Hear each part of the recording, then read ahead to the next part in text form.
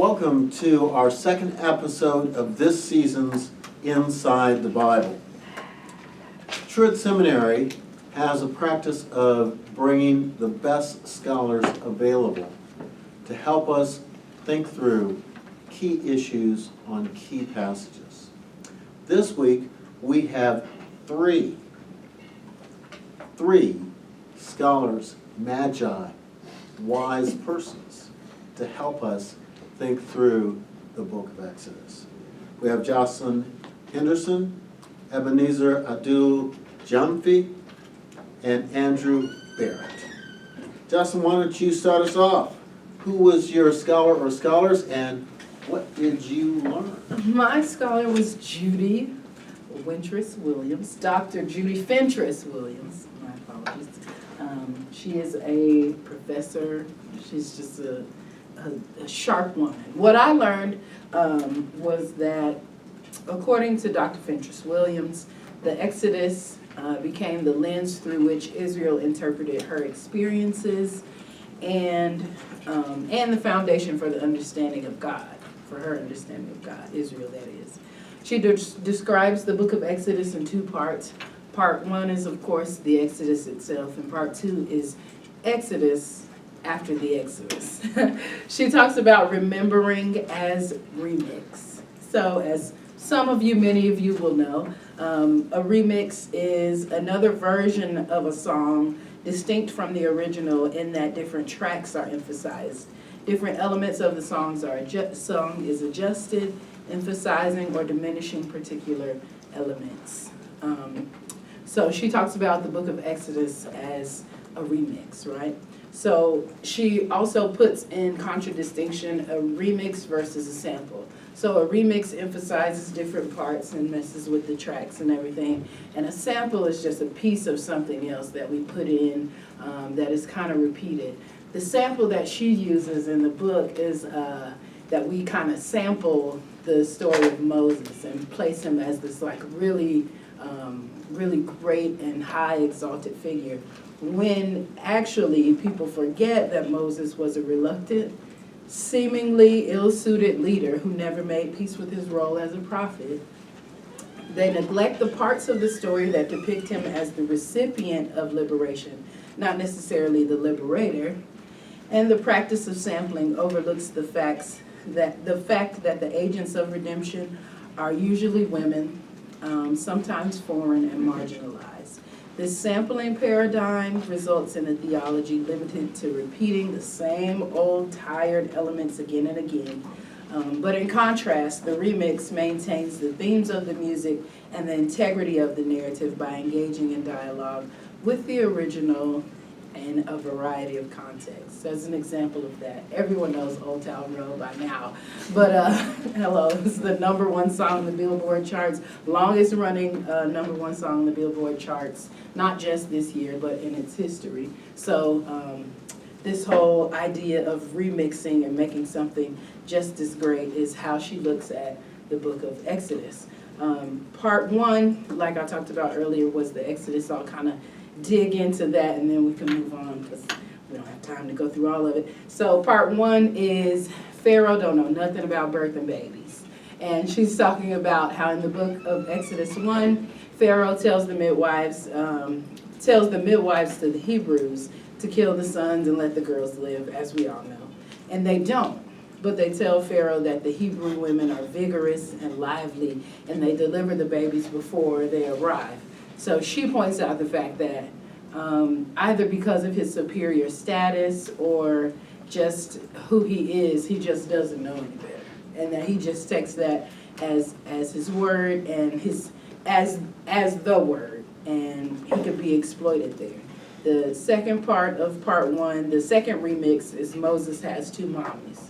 So one thing that she really digs into here is the fact that this Levite man and woman had this baby, put him on the river, and the baby was found by Pharaoh's daughter.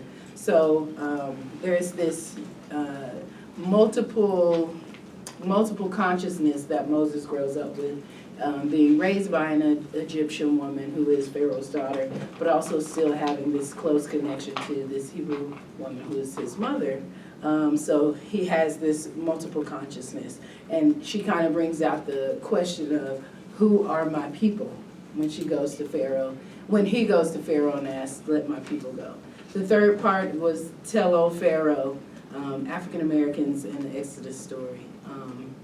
Go Down Moses is a really popular African American spiritual, Negro spiritual that we know today, but it's based on this story from the book of Exodus. And I mean, it just further solidifies that how this story of Exodus is closely parallel to the experience of enslaved Africans in America. Like, tell Moses, tell Pharaoh to let my people go, but that could also be said to all of the people who were enslavers across the country during all of the time that Africans were enslaved in America. But yeah, part 2 had some really great remixes too. We don't have the time, but yeah. Okay. Andrew? My scholar was, once again, Walter Brueggemann, and I'm working with his introduction to the Old Testament. I spent too much time on Genesis tracing the narrative flow. We all know how to read the Bible, so I will withhold from doing that again. Instead, the thing I learned that was helpful was Brueggemann fixating his analysis of the Exodus, or particularly the Exodus, as paradigmatic within the liturgical imagination of Israel. That imagination, for so much of Brueggemann's work, is his key word, at least in kind of bigger picture studies. And so he sees the Exodus as a essential paradigm in their history, in Christian history, and as Jocelyn has alluded to, even into contemporary circumstances like liberation theology.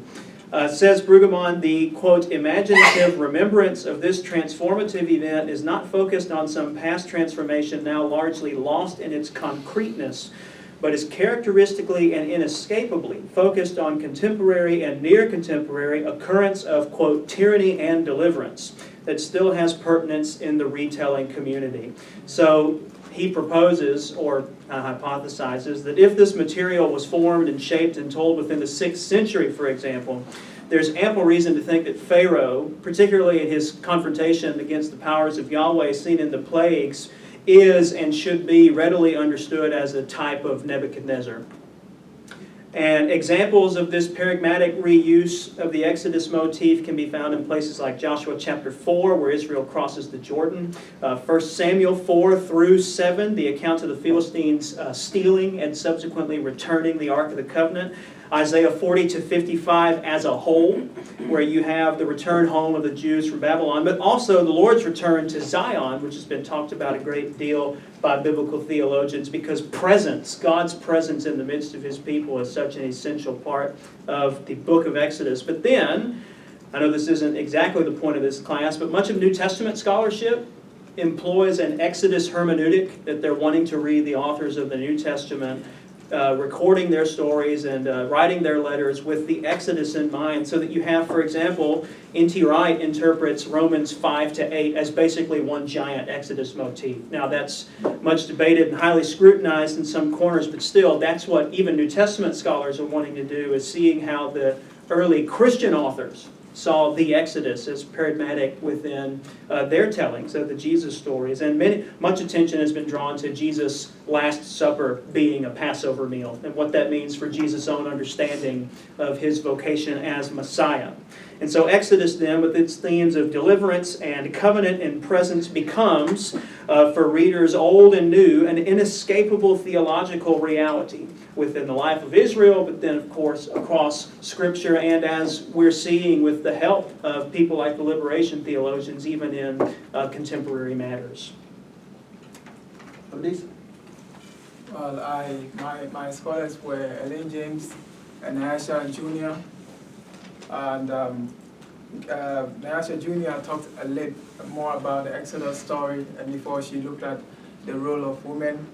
And then Ellen James focuses more on the role of women in the Bible. I mean, the way they treated women, interpreted women in Exodus in particular.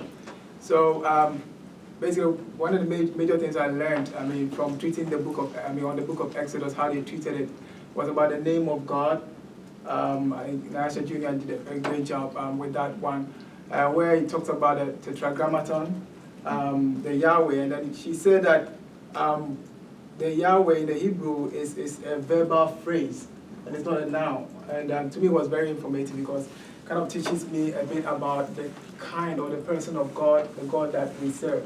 So it kind of got me thinking a lot about why is it a given name, but then it's a verbal phrase and not a noun. So that's one thing that I picked from Nyasha. And she also talked about, in Exodus 3, the way God self-identifies as a God of Jacob, Abraham, Isaac, and Jacob. And then the way he links the God of Exodus to the God of Genesis. So the way the writer does it helps you to understand that the God of the patriarchal promise is the same God who delivered the people of Israel. So that kind of link was very informative as well. So it helped a lot. So that's major thing that Nyasha Jr. talks about concerning the name of God. But concerning the role of women, the two of them, some of their comments overlap. So I kind of combined that. Nyasha kind of talked about the fact that there's mixed portraits of women in the Old Testament, especially in Exodus and in the Pentateuch. She said that even though there are some good aspects, some scholars who really highlight the value or the importance of women, in the scripture itself, you really study it, there seems to be some sort of downplay, like some sort of fading when it comes to the way they portray women. And an example was that if you look at the beginning of the Exodus story, women like Pharaoh's daughter, Moses' sister, and the rest, they play a very key role in his prayer. But then later on, when as you study, you realize that when the deliverer, who is a male called Moses, comes out, the question of the women will actually fade in the background. So that's one thing that she said, that it really didn't kind of depict the women very prominently in the scripture. And then also, other evidence that she talked about was the fact that if you look at somebody like Miriam, so that the Bible identifies her as a prophet. But if you compare her role as a prophet to the traditional prophet like the Elijah and the Elijahs and the rest, you realize that they treat the way they act as agents, as speakers of God. They treat them very well. But with Miriam, it's like just mention about the fact that she's a prophet, and that is it. And then they don't really talk about her role, her activity as a prophetic person in the Bible. So that is also another thing that really doesn't portray the women very well. And they also talked about the fact that, when you look at the deity, the Hebrew deity itself, all the names given to Yahweh and everything concerning the deity, it doesn't link the deity to a female, and that is quite problematic to them. And she felt that is not really kind of projecting the role and value of women in the Old Testament.